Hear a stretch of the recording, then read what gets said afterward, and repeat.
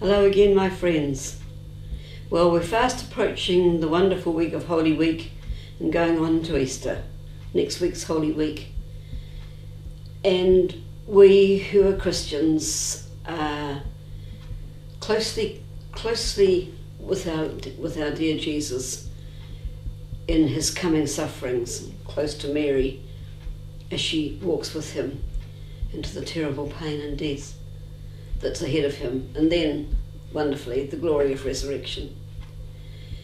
And it's a very timely reminder, isn't it, that, to use the trite phrase, good comes out of suffering that is faced with courage and with hope.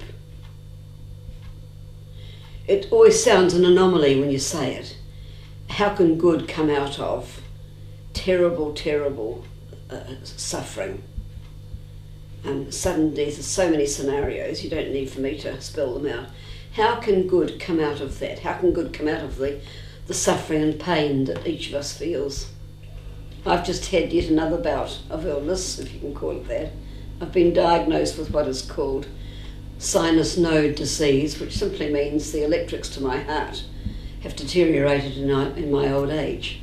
So I've joined the ranks of hundreds of people around the world with pacemakers in place.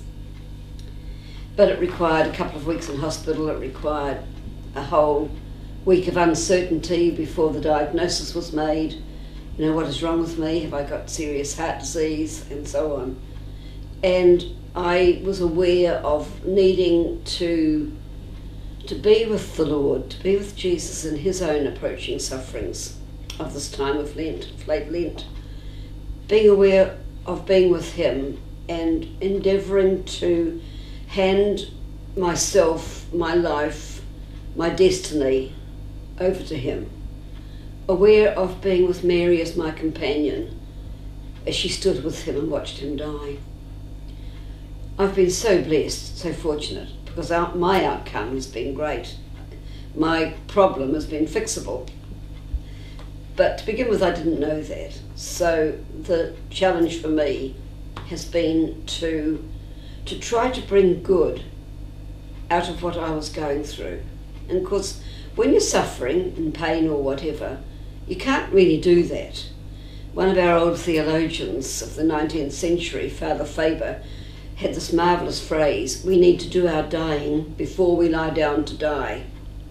We need to do our dying before we lie down to die. I knew exactly what he was saying. Another of our quite famous theologians, Father Anthony de Mello, has a marvellous story about a very prayerful and holy Sufi who prayed. He was very old and very prayerful and deeply revered by the townspeople.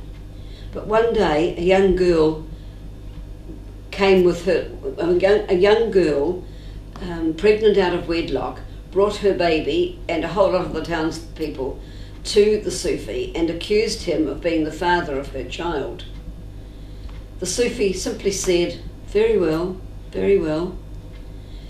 and began to pay the maintenance this young girl demanded for bringing up her child. And the months rolled by and became a year, and eventually the young girl realised, took responsibility for her terrible lies and deception, and owned up to the fact that the boy next door had fathered her child. So the townspeople flocked to the Sufi, apologised profusely, reinstated him, continued to start to go back to him, and the Sufis' reply to all of their adulations was, very well. It's a wonderful story because it describes a life sort of well lived. It describes a man who was able to take that kind of appalling criticism, and because he was so close to God, to allow himself to be reviled.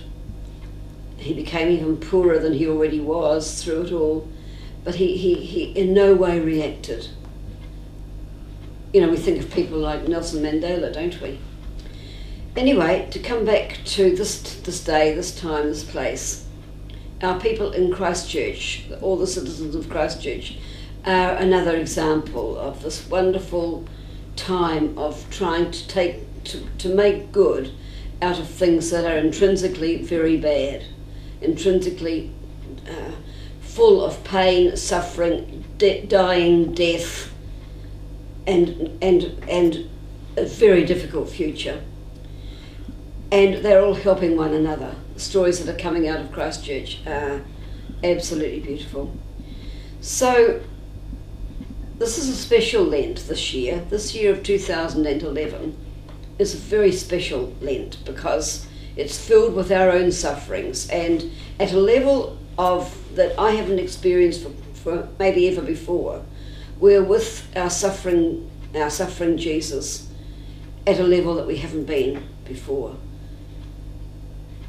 I think it's wonderful because we're able to look forward, as he did, to resurrection. We know we are already redeemed.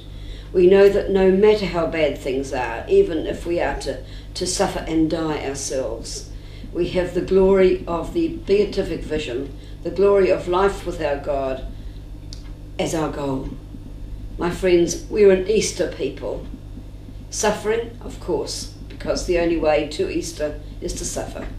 But we're an Easter people. May Easter next week be a blessed time for you. God bless. Go with your God.